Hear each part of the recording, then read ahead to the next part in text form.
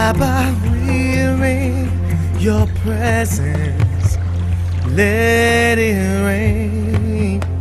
Oh, your rain. Let it fall on me. We're in your presence. Let it rain. Oh, your rain. Let it fall on me. We're in your presence. Let it rain. Oh, your rain. Let it fall on me. We're in your presence. Tinokugamuchira vateereri vevhangeri zvinoitwa mufundisi Simon Paringa. Tinoparidza Kingdom Message Series. Donzo redu nderekuti vanhu pfungwa dzavo dzivandudzwe vave neunderstanding yekingdom yaMwari. Nokuti nhau yekingdom ndeyerelationship, ukama hwemunhu naMwari. Isinei kuti unopinda kereke ipi. Saka tinokutendai mose munoteerera vhangeri. Haisi nyaya yematransfer kuti uchinje kereke yaunopinda, asi kuti inyaya yekuti your mind must be renewed so you can walk as a son of God in the kingdom. Nokutendai Mwari vakuitire nyasha zvikuru. Father, in the name of the Lord Jesus Christ, because of this message that has been preached today, may your mighty hand touch everyone that is emotionally having a plan against their lives. Thank you, Jesus. We cancel it in the name of whatever plan that the devil has upon everyone that is here. We cancel those plans. If there be any meetings that spiritual beings are having against their lives, we disrupt those plans in the name of the Lord Jesus Christ. In the name of the Lord Jesus Christ, give them joy, prosperity, peace, and harmony in everything they do. I decree and declare, I prophesy prosperity. We thank you for the evangelist's life. Increase him and increase them. And they shall be increased. Prophesy with my eyes closed and with my eyes open. Destiny is in somebody anointed by God to be your companion. In Jesus' mighty name. Chiprofita chakapera, zva deliverance zvakapera. Kokungoti takapera mazviri. Achingitwa. Ane vanhu kwavida kuti vaende. But we all fall short of the glory. Whether unomira zvakadii kana pasina Jesu, you cannot qualification yekunzi muKristu, it's because of Christ. Without Christ you cannot. Kuti Mwari vakadanyika nokudaro vakaipa mwanakomana chakatotanga kuitika kufiwa kwacho. Saka iwewe kana wauya kuzonamata hausi kutsvaga kudiwa, uri kuuya kuzoita rudaviro murudo rwaMwari wacho anotokuda.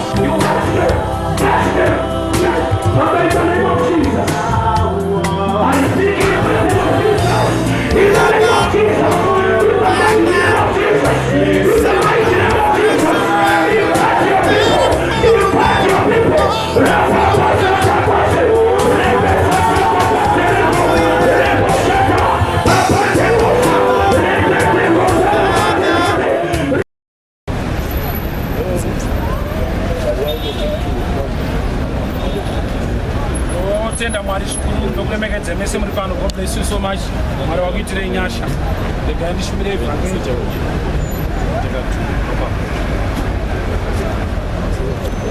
Numbers chapter 13. Numbers chapter 13. From verse 30. Then Caleb made signs to the people to keep quiet. And he said to Moses, "Let us go straight away to take the land, for we are all able to overcome it." But the men who had gone with him said, "We are not able to go up against the people, for they are stronger than we." And they gave the children of Israel a bad account of the land they had seen, saying, "The land through which we went is a land of destruction, and those living in it are giants, greater than us. There we saw great men, the sons of Anak, offspring of Nephilim, and they seemed to be more. We are like grasshopper to them." people gave loud cries of grief all night, and they gave themselves to weeping. And all the children of Israel, crying against Moses and Aaron, said, if we had not come, are there no graves in Egypt? Let me explain this story. Yairi pano, vanhu vabviwa nawo naMwari kure. Chakunetsa vakukundikana vapedyo. Vanhu vabviwa nawo kure. Vanhu vatorwa kubva mubondage yekuEgypt. All the way vachifamba nenyasha dzaMwari vachiona minana nekugona kwaMwari. Pavakunzi vakusvika mudestiny, nyaya yavakabvira kuEgypt. Pavakunzi vakupinda, ndo panoita problem. Ndoda kuti uone kuti problem yakabva kupi, haina kubva kuenemy, yakabva futi mavari mumaonero avari kuita. Vasvika pakatumwa pakasarudzwa varume 12 vachingomirira mumwe nemumwe, the 12 tribes vachimirira marudzi avo. Vakatumwa mukati, endai munoona kuti kwakamira sei. So mazita andinawo evakomana vakataura zviri nani ndiCaleb and Joshua, but the rest of the 10 vakapa ma-evil reports kana kuti ma-bad reports. Vanhu kwakutochema nekuda kwemharidzo. Zvanzi vakachema usiku hwese vachichema kuna Moses naAroni kuti takabvire Ijipita kwakusina makuva here. Kadzika nenyaya yekuchanzwa kuti vanga vakuda kutsvaga a new leader who can take them back to Egypt. Kurati mweya wekufamba chaizvo wanga uri mavari, but mweya wekusvika pazvinhu chaizvo wanga usati wava mavari. They were prepared to go back to Egypt. Vaitoda munhu kusarudza a new leader anovadzorera back to Egypt. Kurati mavari mweya wekufamba kuneta havanete, vane problem yekusaziva zvavari kufambira. You see kuti mulife vanhu vakadaro varimo, kuti is so hard working, hanete, anoita zvinhu, anoita stereki. But there is a spirit somewhere somehow wekuti haagone kuakwaya maresults anoswera achifambira nekunetera nguva dzese. So vachema. Joshua anobva ati, nyararai henyu, we are able, tinokwanisa. Mumwe ndokubva asumuka zvikanzi no, isu tinenge hwiza pavari nokuti vanhu vacho magiants. Yandida kungodzidzisa panapa inyaya yekuti izvokwadi kuti shoko rinoti looking unto Jesus, author and finisher of our faith. Reva kuti haufaniri kuchitarisa wewe, unofanira kutarisa kuna Jesu. But chanetsa apa ndeichi, Mwari vanaye vakuzvitarisa. Vanhu vabviswa naMwari muna maoko aFaro muuranda, vakanwa mvura yepadombo, vakayambuka Red Sea. But this time, ini daiti vanhu ava matestimony ese iwayaya dai vakanyatsoa compiler vada kupinda mupromised land, it was going to be easy nepower of testimony. Nokuti kana kune dombo rakagona kunzwisisa nyota yavainayo, hakuna chiri hard munhu nedombo, dombo riri hard. But kana dombo riri so hard rakagona kuandastenda kuti vanhu vane nyota rikarilisa mvura, kureva kuti Mwari iyeyo vachiri naye. There was no need to doubt. So you see, the spirit of doubt is very dangerous. It kills all the testimony. It kills where God took you from. Chichakupa kudauta nhasi kuti unobudirira chii kana wakangobva kwazvainetsa kwese kumashure.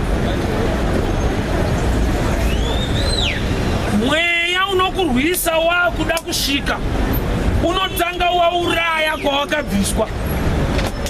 Revelation 12 yati vakakunda neropa regwayana uye nekupupura kwemiromo yavo.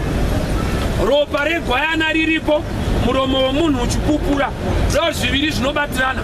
Ropa rikangovapo chete ukashaya reflection yekutarisa kumashure kuti ndaimbova chii kuti ndizovawo munhu nhasi, zvakabva nekupi kuti ndisvike pandiri nhasi.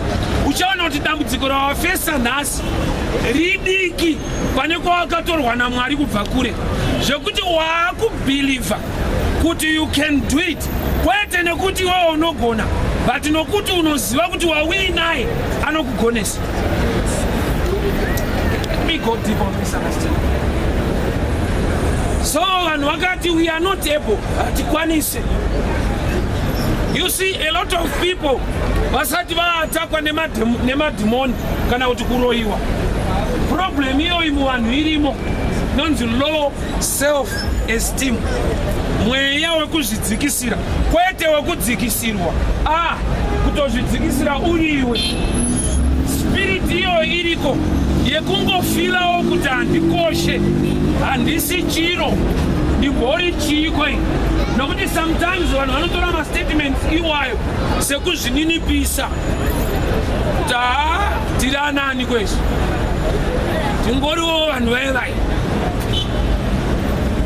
Kuzvininipisa kwakasiyana nekuzvidzvanyirira.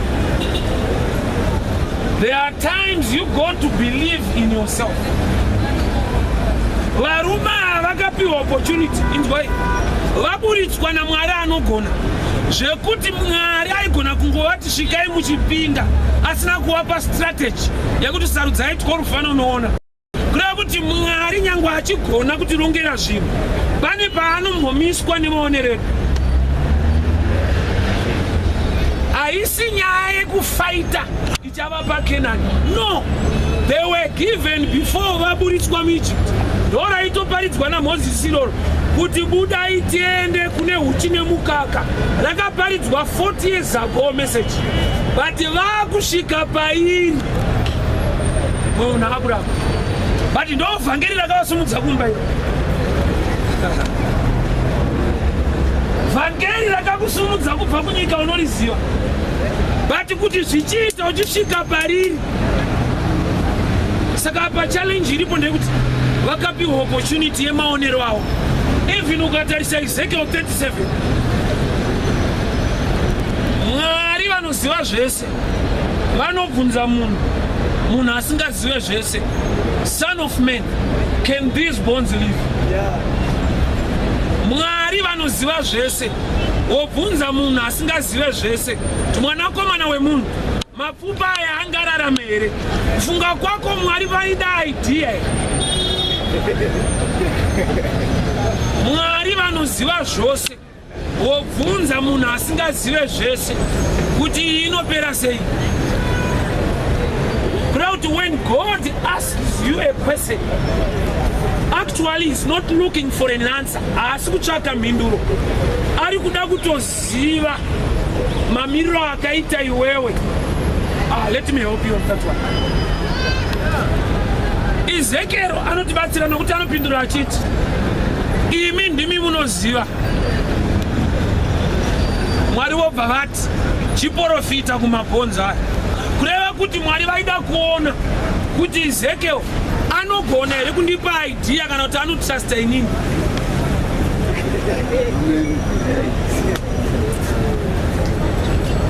Ndini Ezekiel pandaiti pamwe tikadai zvingadai imboita tona. But Ezekiel akakasika kuziva kuti idea yangu pano haisi kudiwa, but parida kuzikanwa kunzi ndinoziva kuti vandiri kutaura naye ndiani.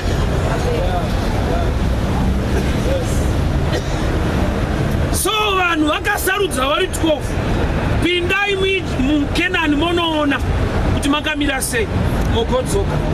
Uku vhangeri rakaparidzwa kare, budai muIjipita munonopinda Kenani nehuchi nemukaka. But close nekupinda, vanonzi ngakutumwe vanhu kunoona. Kureva kuti vanhu vakatenda vhangeri, vakazoriramba pamaonero. Pavairinzwa richiparidzwa naMozisi kunzi kudai, vakati ndoshokwe. But paranga raakuoneka vakati harisiri. Iyo chinofambisa munhu 40 years achichifambira. ozochiona kuti achiisa pasi pekutamba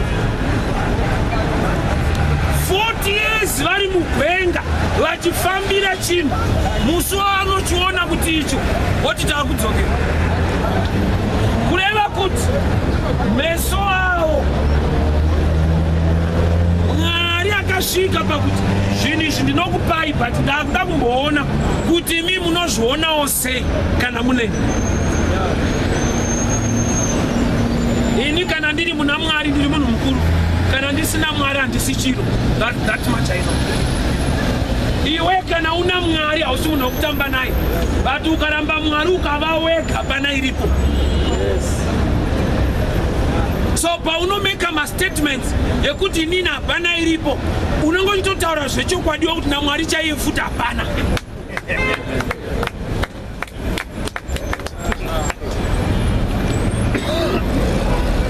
No problem yakaitwa naPeter akaburitswa muprison mujeri Negros an angel.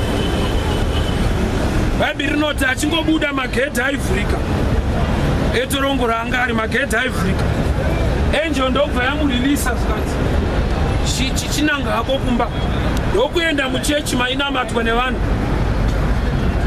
pane kuti aramba achishandisa that ability yeungoramba achifamba achipinda ndobva adzokera futi musystem yake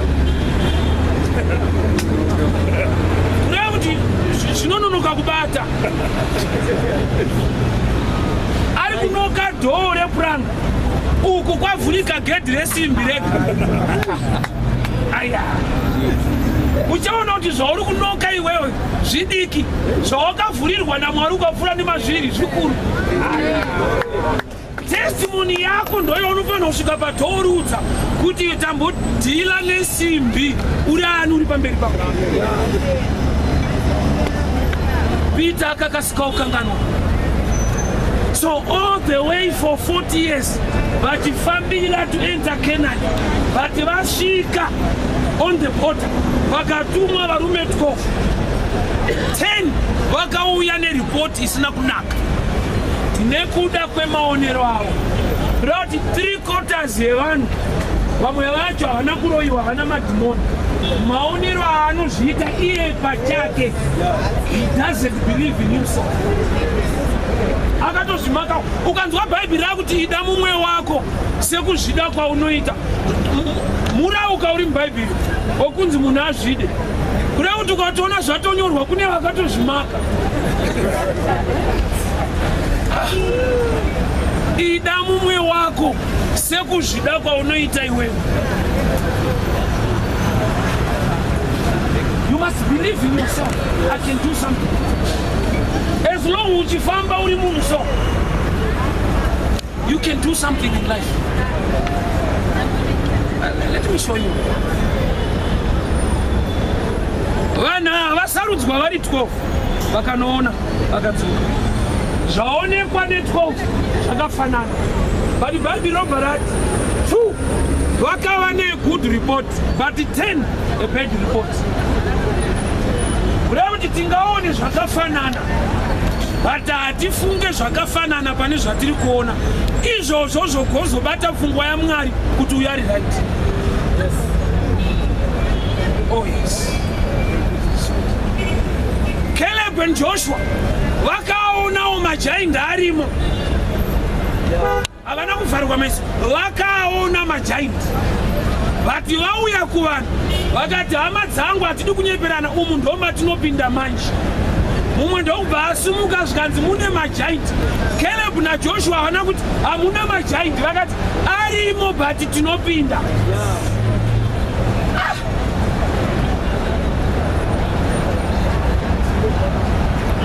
Alright, destiny yavo yanga yakagarwa nemagiants. Mwari kwava kuvatendai munoona mugozopinda ivo vachiziva kuti tisu tina Mwari wacho ava havana vakunozvikombeya. Uchaona kuti problem yakaya kwauri hongu ihombe but Mwari wauinaye muhombe. Yes. Dambudziko rauri kufesa nhasi ihombe zveshuwa but ukaita Mwari mukati mako uchaona kuti zvidiki. Mwari arida kupinza vanhu muKenani mune majaindi nokuti iye ndoye jaindi revanhu vacho iva. Saka vanhu ava vakapota vachizvitarisa votarisa challenge yavainayo havapinde nokuti vakukanganwa kutarisa the invisible partner anova Jehovha wavainayo. Pese paunokanganwa kuti une wauinaye ukafungidzira kuti uri wega hakuna kwaunoenda. You must acknowledge the presence of God in your life. Kuzvinzwa kuti ndina Mwari. Izvo zvinonetsa kuti uzvinzwe pakuti kudi. Let me explain. The way you live, wega unotodhauta wega usina muprofita. Kuti ungave naMwari iwe wega. Zvawaswera uchiita unotoona kuti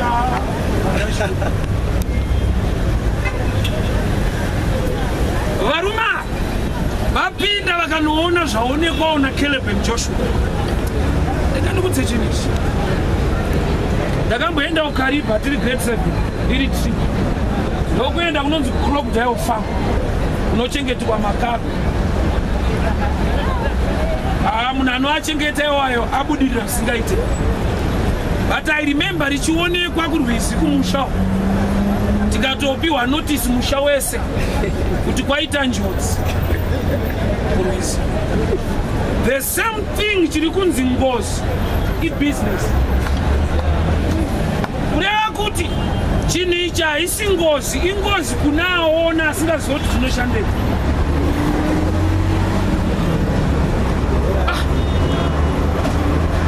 The man who owns Crocodile Farm is a multi-millionaire. Atone ndege mulungu wacho neCrocodile Farm muKariba. Yamunoti njodzi yaita kuti mumwe afambe nendege nekuda kwengozi. Achiti paita ngozi. Kureva kuti maonero auri kuita garwe iroro ndo pane ngozi yacho, kwete iro. Zvakuti dzimwe nguva uyo akariona for a good purpose, iwo ukariona for a wrong purpose, iwo uchariteya woruuraya, uyo achamachengeta obudirira.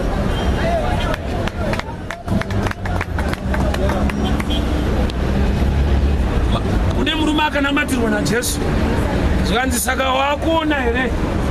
Zvikanzi hongu ndiri kuona vanhu ngemiti. Zvikanzi iwe ndotokunamatira futi. Ukaona Jesu akutsokorora munhu apasi pekutamba. Vanhu vakauya vakabatirana bofu kuna Jesu. Zvikanzi munamatire. Jesu ndokubva amubatawo zvakare akabuda naye muguta iro. Deliverance yacho yakabvira kure. Akanomunamatira akasvinura. Zvikanzi waakuonei? Kurati Jesu aitoziva kuti kuona bati pachine nyaya. That's why akabvunza izvozvo. Waakuonei? Zvikanzi vanhu kunge miti. Zvikanzi you need another touch. Nokuti type inoona vanhu kunge miti haisisina problem yekuona, ine problem yemaonero. Saka akatumwa kunotsvaga huni, anototema wacho ari kumutuma. Imwe huni iyo.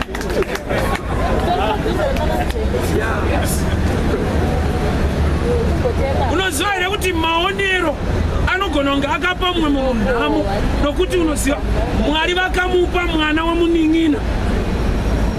Koma wako afa ukasirwa mwana wemunin'ina kunzi muendese kuchikoro. Mwari vachitoziva kuti kubudirira kweuyu achakusumudzai mese. Iwe ndokubva waoita maonero asiriwo, ndokubva wamutadzisa kuenda kuchikoro. Nanhasi zvako wasati zvaita. Ipapo uchinamata zvisingaite, wakapindurwa kudhara, wakauraya mhinduro wega. Pese pane dambudziko pane solution.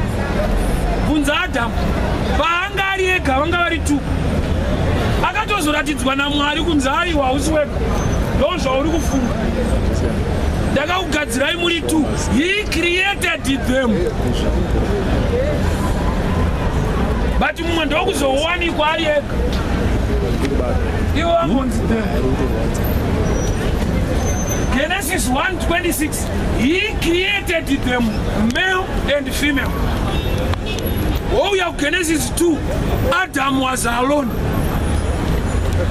Vanhu vambonzi them kuti pane arasa zvinhu zvake. So whenever you face a challenge, nokuti flood haitangire ark. Pese panonzi pakaita problem muBible pakatanga pauya solution. Vanhu vakatozofira kuramba solution kwete zvivi zvavo kuratidza kuti Mwari wane nyasha. Amwari ndo munhu usingaite. Bhaibheri rakati vanhu vanga vatadza zvakanyanya. Noa akawanirwa favor. Noa kwakuvaka areka hombe iye ari 1. Kurati pane vaitodiwa wika.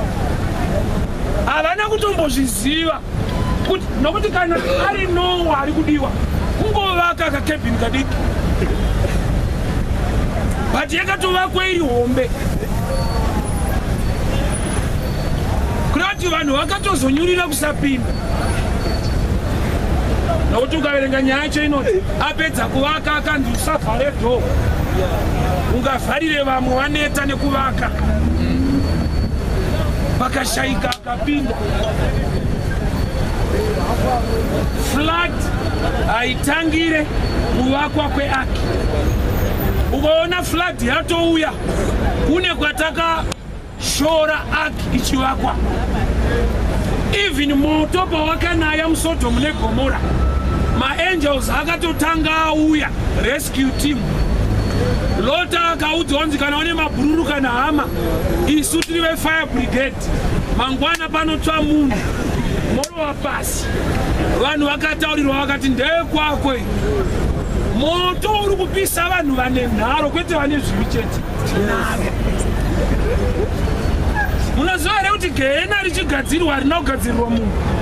Kutoenda kugehena itori mistake. Aizvi kuenda kugehena unotyisa.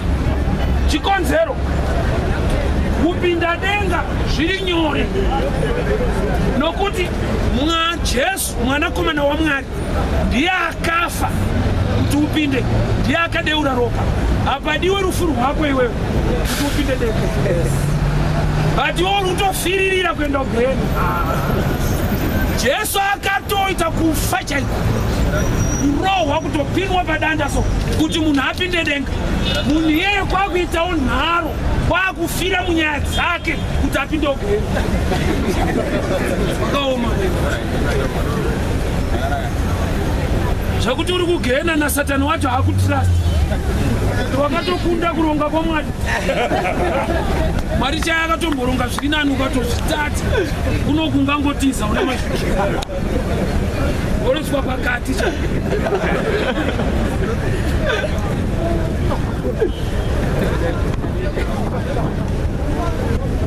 Vanhu vakapiwa opportunity, endai mundotarisa. But this place yavari kutarisa unoziva kuti maonero avo haisi nyaya hombe. Nokuti Mwari agara ati nyika indakupai. Hazvisi mufighting, zviri mugrace. They are already given. They are not fighting to take. Although they will fight, zvinhu izvi ndezvavo zvavakapiwa. They are fighting for their own things. Land iyi vaipiwa naMwari Canaan. Saka havasi kurwa kuti vaiwane, vakaiwana saka vachifanirwa kurwa kuti vatore zvinhu zvavo. Iyo ndo strategy yakaitwa newakaipa. Saka uchiona kare taifu kuti zvenamunhu ndozvekunamata, nyika ichichena ichibudirira, tichishora kunamata, tichifunga ndozvekutamburira. Why? Canaan inofanira kugarwa nevasiri vaMwari. Zekuti vamwe munotozotya kuipinda. Wasotonzwa munhu chiti kana kutoita TV soninga wakutora simba. Kune vasiri kutomboona TV nekuda Mwari iyeye. Vanotoona ari Satani chaiye. Nokuti problem Canaan haisi empty. Ine vanhu varimo vasinganamati, vari kuenjoya zvaMwari kunge zvavo. Saka vaMwari vakauya vasina ruzivo vanokutofungidzira kuti hazvisi zvavo. Nyika nekuzara kwayo ruoko rwaJehovha. Nyika nekuzara kwayo ruoko rwaJehovha. Life is a gift from God. Inzwa. Gehena rakagadzirirwa Satani. Kwete vanhu. Munhu akagadzirirwa denga ndokupiwa nzira yekuenda nayo kudenga anova Jesu. Jesu ndokubva atouyawo panyika, especially kuno kuAfrica takaitirwa musha. Nokuti tinotenda nyaya yacho kana ine ropa kana kuti ine munhu akatofa mukati kuti inyatsoita. Mwari watoziva kuti Jesu kwangoparidza ukadzoka Africa inoramba otomboifira nyaya iyo. Oza vanoziva kuti zvikaita munhu basi inyaya hombe. Takatobatwa understanding yeculture kuti vanoziva kuti zvikatoita munhu atoripa akatomboenda basa zvine power. Kuti tagara kati tinonamata vanenge vakapera. Wati more akambofa akazunduka. Uyu anodayira ko. Akafa ndokubva amuka. Ndiye ari nani pana akafa asati amuka. Amene wandiri kubata ipa. Nakati nindomvira titi munhu anoenda kun'anga kwete n'anga. Anoenda ndiari wese. Nokuti waenda kun'anga n'anga yacho inotimira. Kuratidza kuti iyo haisi involved. Ari involved achauya. Inotozokubvunza kuti vatiko sepuru. Ukati andonzwawo kwauriwo kuti munopindirana nezvichauya.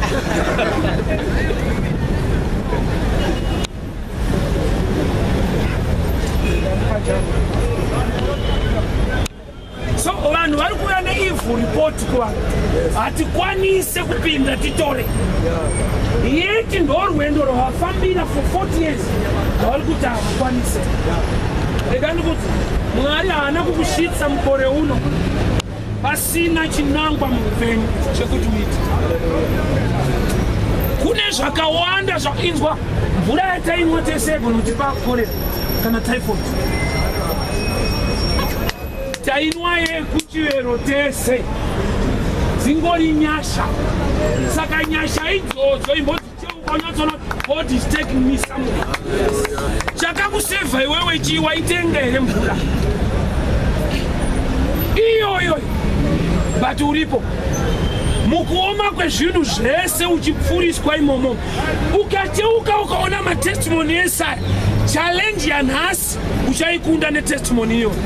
Kunza David asangana na Goliath. Anoti iwewe nyaya hombe kune zvandakarova. Izvozvo zvega zvinondiudza kuti pano ndokurova.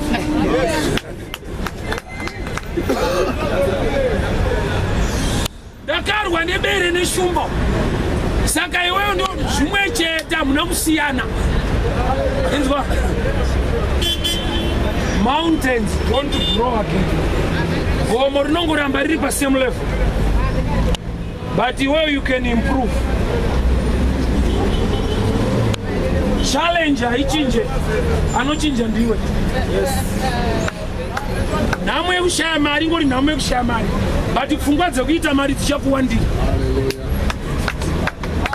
Dambudziko harichinje, iwewe ndiwe unochinja.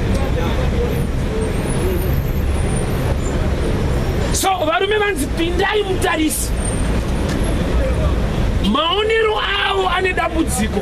Ina handiziva kuti pane ane maonero ekuti akazvitarisa iye nesituation yaari anoti apa handikunda. Iye achinamata Mwari wamasimba ose ambofamba naye rwendo rweupenyu kusvika nhasi oti yandafesa ahiite. Let me tell you this. Jesu akauya panyika ndokurerwa pamuchinjikwa. After 3 days ndokumuka ndokudzokera kudenga. The worst that can happen to a man is death. And we thank God Jesu atiri kuparidza akapfuura nemo ndokubvamuka. Saka we are preaching a real man. Akatest everything. Unoziva zvinoitwa kumotokari kana vachida kugadzira motikari vanongogadzira one time. I mean one type yetest otesta iyo dzimwe dzinozouya hanisidzo dzakatestwa i1 wotonzwa kuti Benz haidoni usafungidzira kuti vanenge vakatesta yako yawinayo iyoyo hainambotariswa kana kune 1 amene ndeyanya utombomuziva yakataurwa kunzi neyako futi haichadoro. Saka Jesu paakafanana nesu isu tikatenda mari tikafanana naye tinotora nature yake. Problem yatina ndakati nemo shamari yangu ndataura naye. He doesn't believe in miracles, but he goes to church. Level yako inotyisa.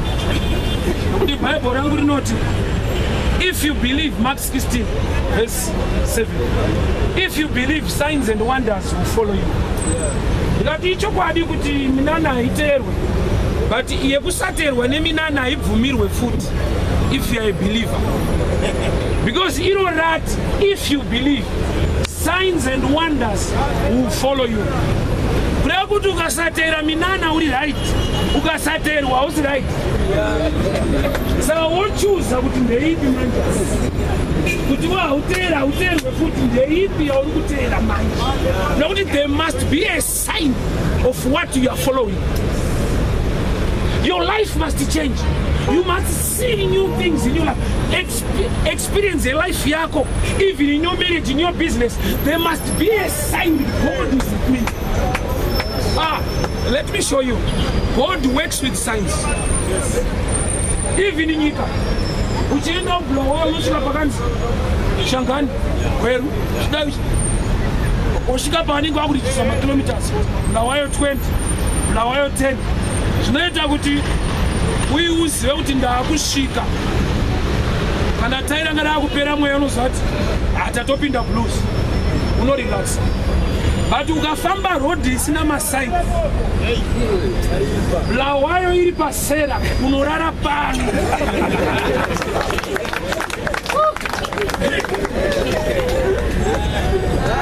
Mozomuka mangwana kuti sitori mlawayo.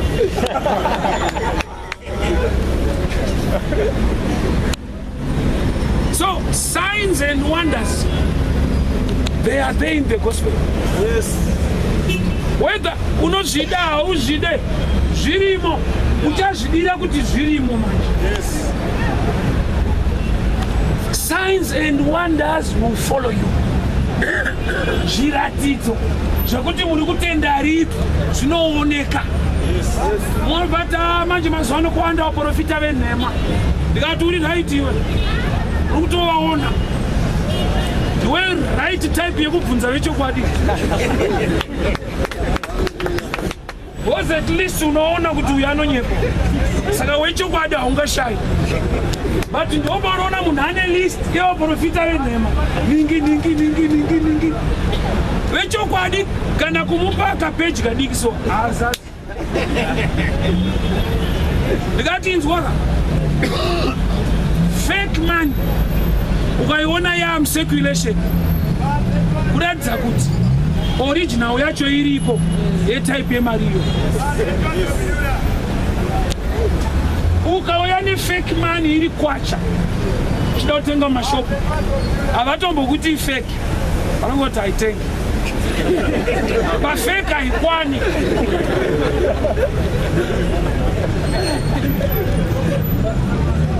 Kureva kuti fake inomirira original tiipinde musystem. Saka ukangoona wakuona vaprofita venhema, iwe watoone problem, wakapotsa kuona wechokwadi. Ukangoziva road kuti road iyi haisvike kutaura, watoo munhu wekubvunza kuti inosvika mberi. Nokuti haungangova munhu anoziva dzisingasviki. Unongoziva road dzisingasvike kutaura.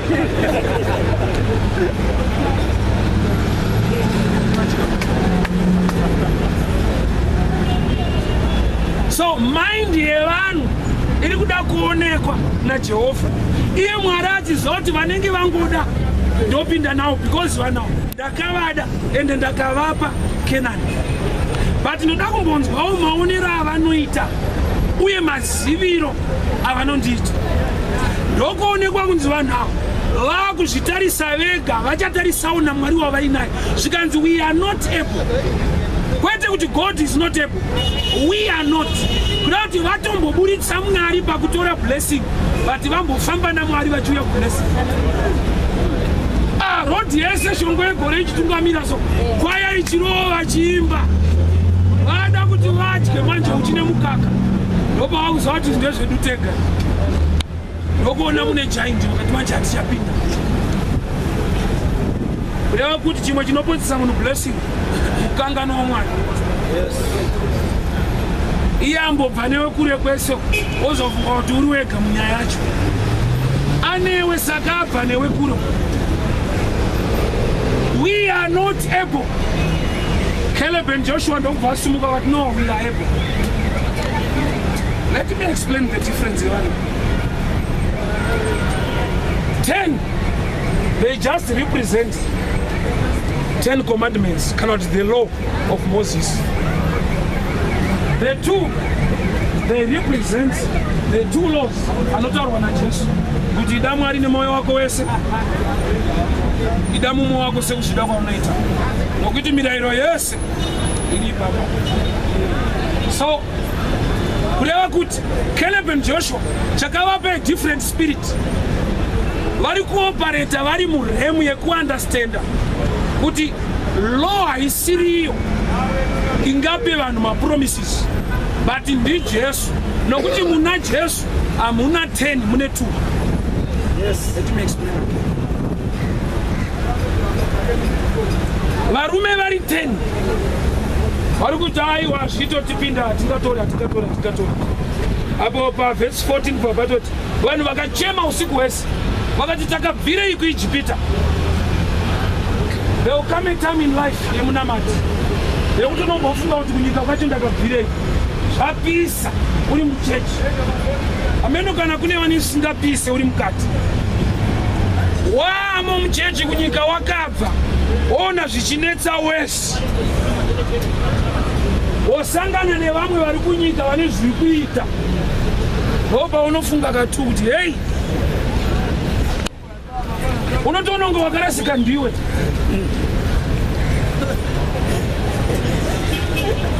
But let me show you something. Wakaipa akazoti we are so close. He will fight you. Yes. Hauchiri kura hana basa nazvo. Kana wakutosvika pazvinhu zvacho, you will try by all means. Vanhu ava vakaputirwa maonero zvokuti vakakanganwa kuziva kuti vanga vachifamba naMwari. Zvokuti vakati we are not able. Ivo zoti taifamba neshongwe yegore, Red Sea yakavhurika, tina Mwari isusu. Dombo rikatipanwa zvese. Vakati type yedahiti. Iyo iri type yaMwari. Vanhu vakasanangurwa naMwari, vakaitirwa nyasha, vari kuti hazviite.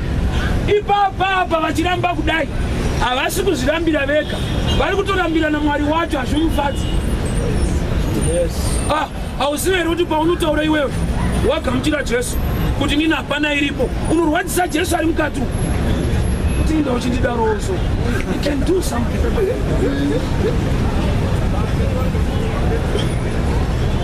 Vanhu vari kuti we are not able, yet dombo ravapa mvura on the way. Zvese izvi vakazvikanganwa nekuda kwemaonero. Saka Bhaibheri richiti don't move by sight, move by faith. Don't move by sight, move by faith. Maonero ako ukaatrasta unorasa kutenda, nokuti zvinoonekwa nemeso ako zvinogona kupikisana neshoko raJehovha. Shoko nokuti nzwa Caleb Joshua ukaverenga pamberi rinoti Joshua anoti they are like bread to us. Joshua chingwa kwatiri. I will explain what is bread. Vamwe 10 vari kuti aya majaindi atinofa tinorohwa. Mumwe ari kuti ichi ndo chingwa manje. Pakuti vanhu vamajaindi ichocho ichokwadi chiri pachena. But Joshua obva ati is like bread to us. Tinovakunda. Muna Joshua mune mentality yekuziva kuti watinaye avana kwete zvatiri, nokuti zvavari zvinodarika zvatiri, but watinaye ndiye wavasina. Difference iyoyo reka ndikudze, difference yekungoti una Mwari iyoyo haina kumira mushe. Kungonzi uri waMwari iwewe una Mwari, ipapo pakatokwana pakadaro. Joshua ari kuti they are like bread to us. Ndomwe vamwe tena vanoti uku ndokurwara manje. Unoziva munhu ane revelation kana usati wakuiziva kurwara. Unotaura giant rakadai uri katete so kuti chingwa ichi. Kana unoti ingozi. Otsvaga pekufira mupanga. Vamwe vachiombera kuti munotikuwadza mukome uchiti ndochingwa ichi. Vanoti akadzoka kari kurwara wesa. Hatya akaita sei? He had a revelation. They are like bread to us. Kureva kuti ari kuti chingwa ndi Jesu. Jesu ishoko. Shoko raMwari is the revelation of God. Kureva kuti Joshua achitarisa giant ane the right picture yepfungwa yaMwari. Yekuti kudii? Mukapinda mukati munosimba. Iyi sample yezvamuchaita kana mamo. Havana kusimba kuti vakurovei, vakasimba kuti muzive kuti mauya kunzvimbo yakanaka. Iyoyo mind yakashaika mune vamwe vakaona nhamo pane rugare. Mwari achiti uchine mukaka, mumwe achiti hazviite. Uchaona kuti nekuda kwemaonero chete, mumwe anobuda mune imwe nyika, nyika iyoyo muchuya vamwe ani mune vanhu vanobuda muno machenda kune dzimwe, kune vanotobva kune dzimwe achuya muno. Nyaya ndeyemaonero.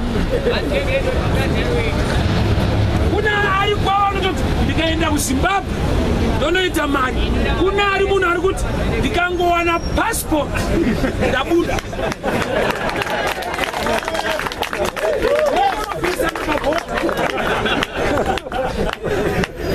Zvekuti dai maibvunzana kuti uri kunodii mukati, ndoma ndabuda.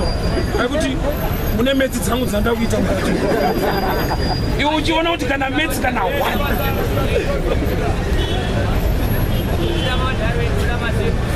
Kureva kuti maonero ane nyaya. The way you see. But we thank God for Jesus. Hatuone ni maonero edu, takuona semaonero ake. Aya, hatuone semaonero edu, tinoona semaonero ake. Saka Joshua vanoti they are like bread to us. Ari kutoziva kuti nyaya yakapera, ichi ndochingwa manje. Kusimba kwavakaita ingori sample, haisi army. Isample yekuti wakomana mukapinda umu masimba. Ndakati mweya wokusapinda ukabata vanhu, even dai vakasvika mune vanhu vakaonda 10 ivavo vaitaura futi zvisingaite. Vaiti Mwari ada kutionza, hamugarike nenzara yakaipa. Moiswa giant torohwa, moiswa vakaonda, tinoonzwa nenzara. Unenge uri mweya wokusapinda. Mweya iwo unogona kubata munhu pakutendeuka chake. Akaona anoparidza wacho akaisa pakabhenza. Satanist. Warirai masatanist. Ouya asina bhenzi, trouser rakaboka, bhutsi isina kumira mushe. Onzi vafana vari kutamba neBhaibheri. Saka uchamira papi? Type yako unoiwana lini? Iri serious unoiwana lini? Ndakati nzwa munhu hapana right time yekuita chinhu. Pane right revelation in time.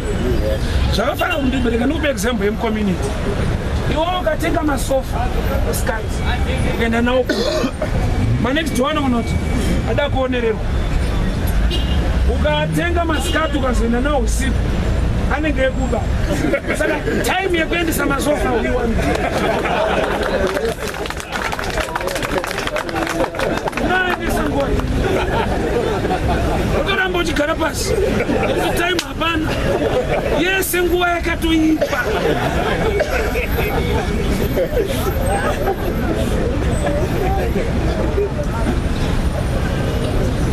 vanhu vari kunzi pindai muone yet kune wavainaye Jehovha wehondo the fighting part vachitoziva havo nokuti pane hondo yavakarwa nemaamalekite vakakunda kukunda kwakusiri mahari kwakuri kuna Moses ari pamusoro pegomo ari kusumudza tsvimbo vari kutoziva havo kuti isusu handisu tine maresults ndiMwari wedu inyaya yekumusoro inotipa maresults zvese izvozvo vakakanganwa handizive pano akakanganwa kwavakabviswa naMwari ada kudzoka shure. There is no need to go back to Egypt. Wafambirei 40 years chiwauzonzwanzi watanga kunwa doro nhasi wambomira makoresa ichocho chinoda kuti uchidzokera chiruziva kuti wakusvika. Mweya wekudzoka wakabata vanhu vari mubhodha reKenani. Mweya wekudzokera mashure wakabata vanhu vari mubhodha reKenani. Wakavabata zvine simba zvokuti vakati tava kusarudza anotitungamirira. I thank God Mwari anga asingadi kuti vadzoka. That's why pakavhurwa Red Sea vakakrosa Red Sea yakavharwa futi. Ipapa vazhinji vakafungidzira kuti payavharwa masoja eEgypt payanyura ndo yanga iri success hombe pakavharwa Red Sea hakuna achadzokera futi.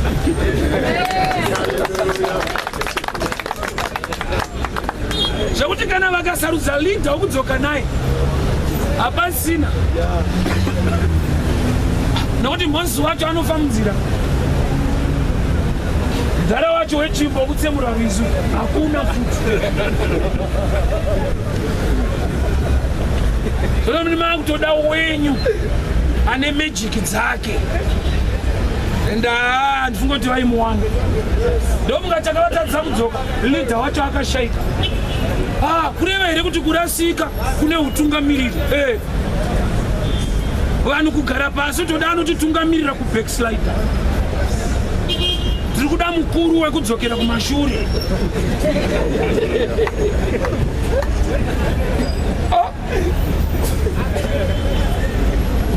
Dai mukuru akawanikwa apa vanhu vaifamba ndomunga pakashayikwa munhu akatora post yekudzora vanhu kuEgypt. But vanhu vafamba 40 years vamubhodha rekupinda Kenani. One statement iri kutaurwawo nevanhuwo zvavo kwete naMozisi. Vanhuwo zvavo 12 vangosarudzwawo 10 ndo yavabata vakachema usiku hwese. Koza pane rimwe shoko rinokuchemedza usiku hwese iroro ishoko but rine maonero evanhu. Ask Jacob. Jacob akapiwa bhachi remwana wake Joseph rine ropa akachema zvisingaite. Iye kana kumbonotisa kuti vakomana havasi kuchema vacho vamupa bhachi. Vakomana vakatoedza kumunyararidza kuti mudhara nyararai. Mudhara akati hakuna yakadaro ndinoenda nemwana wangu. Kureva kuti vasiri kuchema vari kuziva zvanyatsoitika. Iwo uri kuchema hausi kuziva zvanyatsoitika. Saka misodzi yake harusi rudo kusaziva.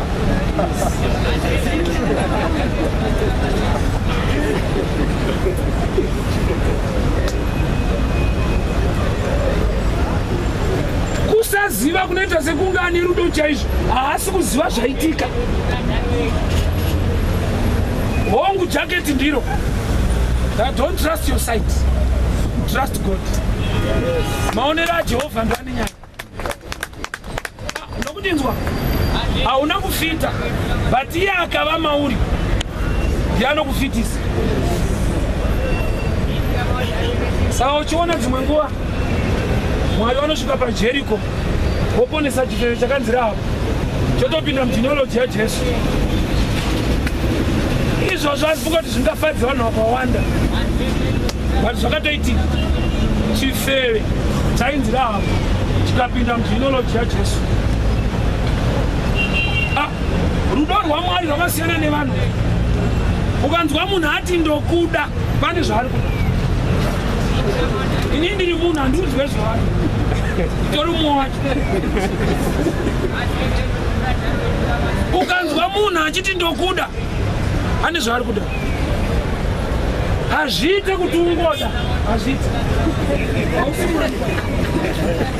Ungoda umuntu.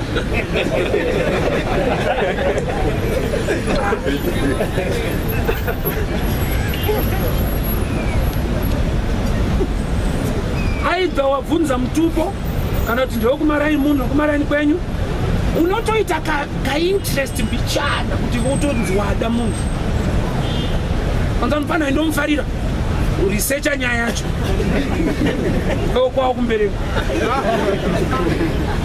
Hazviite mumunhu hazvimwe izvozvo zviri muna Jehovha. Saka tiona vamwe vanhu vanodiwa naMwari iwawo vade. Unotoshaya kuti vanotodirwei izvozvo ndo zvavanotodirwa vari kushaya.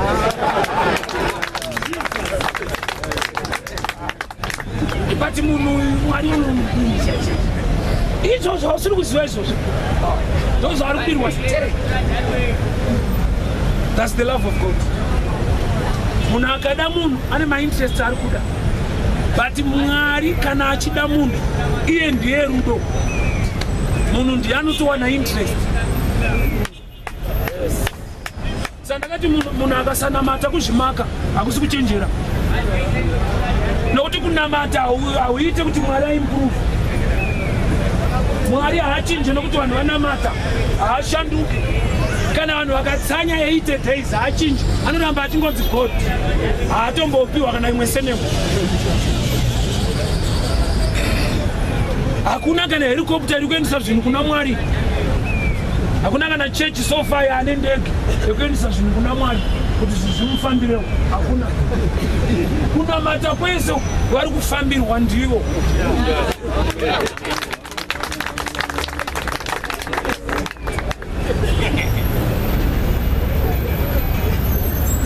Nokuti munhu kuti arege kunamata rizeni yacho inoishaya.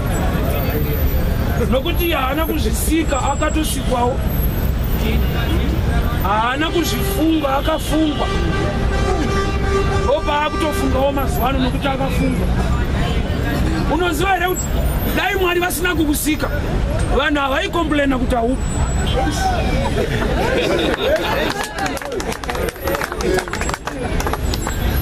Dai Mwari vasina kukusika hapana havaimboziva kuti Jona hapana.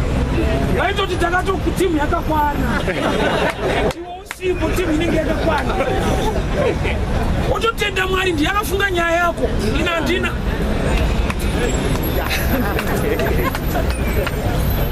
God is so special. Dai asina kufunga iwewe dai usipo. And hakuna aikomplena kuti haupo. Hapana imbokomplena. Mwari wakomana nhasi Jona asati auya. Vanenge zviri right so. But iye nobva ati imbokwanawo pane vamwe. Nobva atongosiyana naye. Iwe wakakwaniswa mukati. Ndopi kutonamatawo. Unoti dai vanhu vakabvunzwa wakabatwa musoro udongorera kudenga vanonzi tarisai kuno dzouya here idzi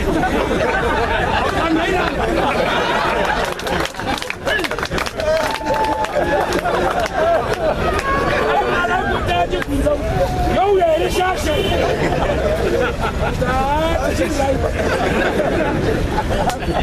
wakauya paizviriwo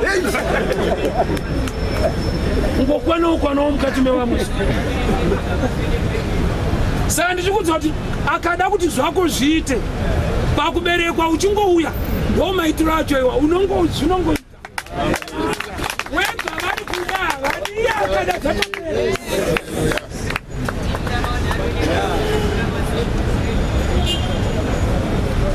Kana Mwari ada zvaita. Unoziva here kuti ukadiwa naMwari kana munhu akakumaka zvisisina basa.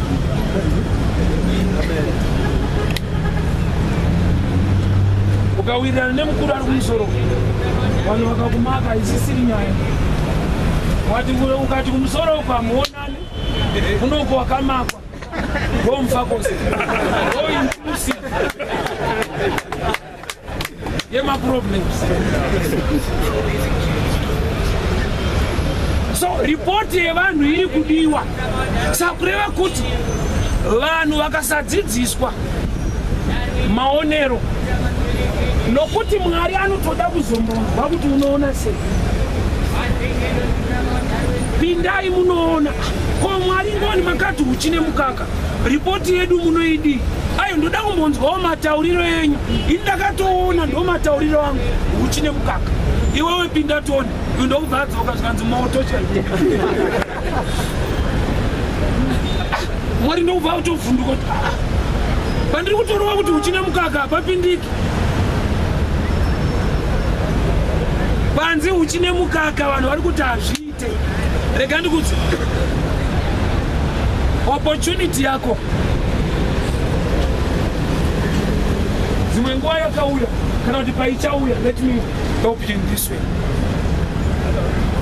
Sometimes you will on a good note. A good example. Never 3 days. But it didn't come fimba and it's one. Oh, Midroya can't be pay and you can't. I can't see one. But here I can't do one at a 3. Ndikatononoka kuya kumbandoti ahaninda waso kokwana ibva paki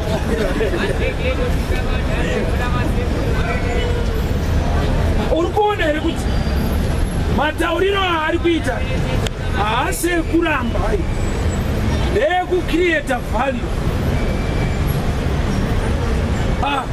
Iyo wakambopfimba munhu obva abvuma musi iyoyo unotoudza vanhu kuti manje akutotya kuroora because zvinoita sekunge nokuti ndofunga achidambudziko iko varume havadi kudiwa, vanoda kuzodiwa. Varume havadi kudiwa, vanoda kuzodiwa. Zvinocreata value pavanhu.